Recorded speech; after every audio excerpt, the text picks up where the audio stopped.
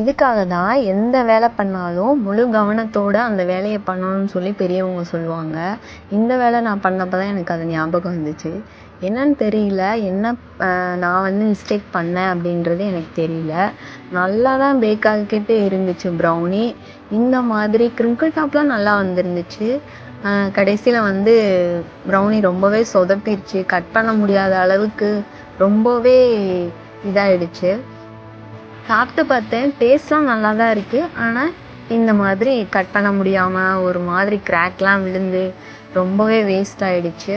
இதை அப்படியே ஓரமாக எடுத்து வச்சுட்டு மறுபடியும் ரெடி பண்ணது தான் இந்த ப்ரௌனி. ஸோ நீங்களும் ஏதாவது ஒரு வேலை செய்கிறீங்க அப்படின்னா எதை பற்றியும் யோசிக்காமல் நம்மளோட வேலையில் மட்டும் முழு கவனத்தோடு செலுத்தி நம்ம பண்ணோம் அப்படின்னா இந்த மாதிரி சூப்பராக கிரிங்கிள் டாப்போட ப்ரௌனி நம்மளுக்கு கிடச்சிடும்.